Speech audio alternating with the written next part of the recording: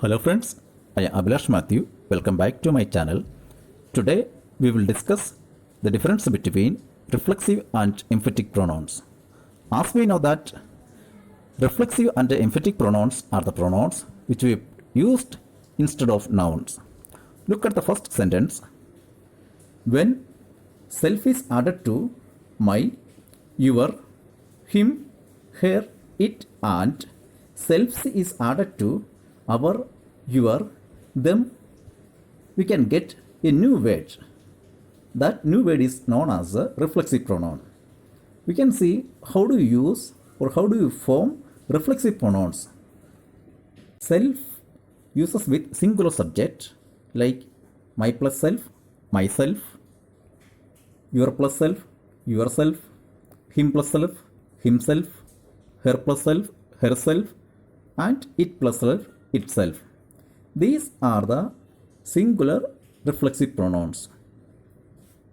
By using selves with the plural subjects, we can form plural reflexive pronouns like our plus selves, ourselves, your plus selves, yourselves, them plus selves, themselves. These are the plural reflexive pronouns.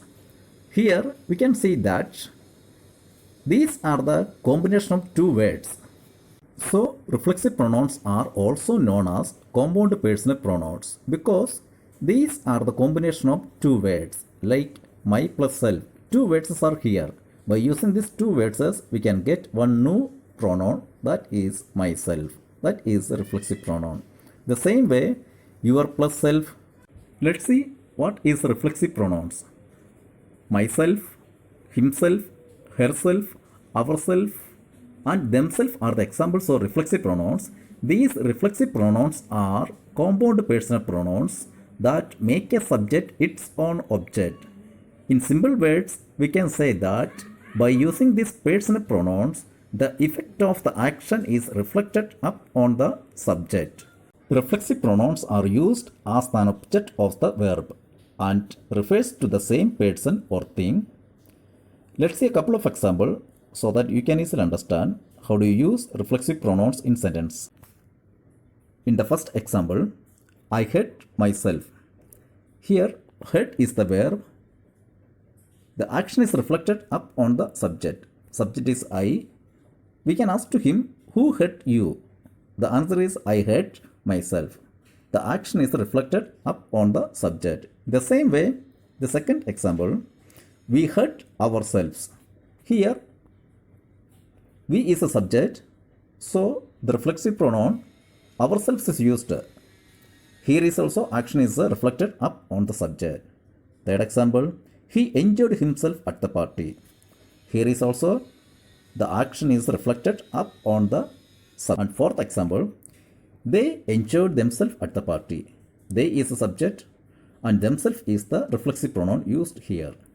And next, fifth example, the horse hurt itself. The horse is the subject and the action is reflected up on the subject. Here we can see that reflexive pronouns, it comes immediately after the verb. Hurt plus myself, hurt plus ourselves, enjoyed himself, enjoyed themselves, hurt itself. So we can say that reflexive pronouns always placed after the verb. Next we can see emphatic pronouns.